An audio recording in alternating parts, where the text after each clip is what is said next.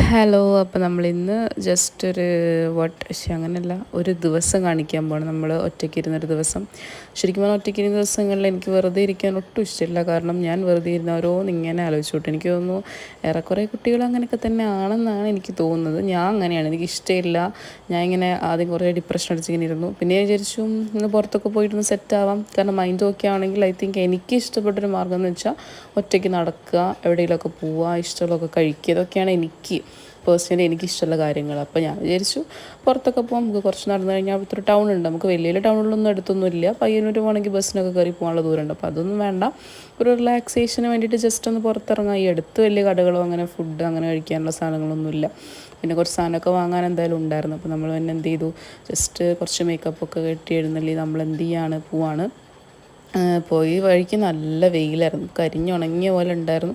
അവിടെ തിരിച്ചു വന്നപ്പോൾ ഞാൻ നല്ലൊരു ഡിസിഷൻ എടുത്ത് ഓട്ടോയ്ക്ക് വന്നു. കാരണം അങ്ങോട്ട് ഇവിടുന്ന് എന്തായാലും ഓട്ടോ കിട്ടത്തുമില്ല. പിന്നെ കുറച്ച് നടക്കാമെന്ന് വിചാരിച്ചാണല്ലോ പോകുന്നത്. ഓട്ടോയിൽ പോകാനാണെങ്കിൽ പിന്നെ പെട്ടെന്ന് അവിടെ എത്തും. കുറച്ച് നടന്നൊക്കെ പോകാമെന്ന് വിചാരിച്ചു. പക്ഷേ എനിക്ക് തോന്നുന്നു ടൈം അത്ര ഒരു ഇതില്ലായിരുന്നു. കാരണം ഞാൻ ഒരു 11:30 ആയപ്പോൾ ഇറങ്ങി. ഒരു 11:30 ഇറങ്ങിയിട്ട് 12:30 നല്ല വെയിലുള്ള സമയത്താണ് തിരിച്ചു വന്നതൊക്കെ. അപ്പോൾ നമ്മൾ ഈ ഒരു ജീൻസും ടോപ്പും ഒക്കെ എടുത്തിട്ടുണ്ടായിരുന്നു. പിന്നെ ഈ ബാഗ്, എൻ്റെ ബാഗല്ല, ഫ്രണ്ടിൻ്റെ ബാഗ്. അപ്പോൾ ഞാൻ അവളെന്തായാലും ഇവിടെ ഇല്ലല്ലോ, അപ്പോൾ ഞാൻ പിന്നെ അതെടുത്ത് അങ്ങിട്ടു. നമ്മൾ കമ്മലൊക്കെ ഇട്ട് സെറ്റായിട്ട് പോകാൻ നിൽക്കുകയാണ് കേട്ടോ. ഈ ഔട്ട്ഫിറ്റ് എങ്ങനെയുണ്ട് നിങ്ങൾ പറയണേ.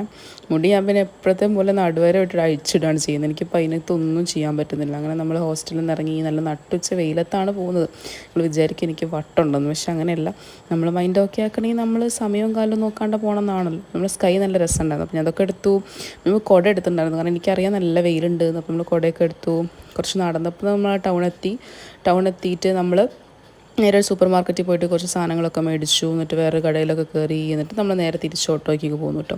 അപ്പോൾ എനിക്ക് തോന്നുന്നു നിങ്ങളിതൊന്ന് ട്രൈ ചെയ്ത് നോക്കുക. ഒറ്റയ്ക്ക് ഇരുന്ന് വീട്ടിലിങ്ങനെ കുത്തിയിരിക്കാണ്ട് പുറത്തൊക്കെ ഇറങ്ങി നടക്കുക. ആരെയും പറയുന്നത് നിങ്ങൾ വിചാരിക്കും. ഒരു വീട്ടിൽ ഇവിടെ വന്നതിന് ശേഷം പിന്നെ നമുക്കൊരു ബിരിയാണി ഉണ്ടായിരുന്നു കേട്ടോ. അപ്പം നമ്മൾ എന്ത് ചെയ്തു, ബിരിയാണി കഴിച്ചു. ബിരിയാണി കുറച്ചായി കഴിച്ചിട്ട്. ഇപ്പോൾ ഹോസ്റ്റലിൽ അങ്ങനെ വലിയ നല്ല ഫുഡൊന്നും അല്ലല്ലോ, അറിയാമല്ലോ എല്ലാവർക്കും. അപ്പോൾ നമ്മളിങ്ങനെ ബിരിയാണി കഴിക്കുന്നത് എങ്ങനെയാണെന്ന് വെച്ചാൽ നമ്മൾ ചിക്കൻ്റെ പീസൊക്കെ അങ്ങ് എടുത്തിട്ട് നമ്മൾ ബിരിയാണി സാലഡും അച്ചാറ് കൂട്ടാൻ മറന്നുപോയത് കേട്ടോ.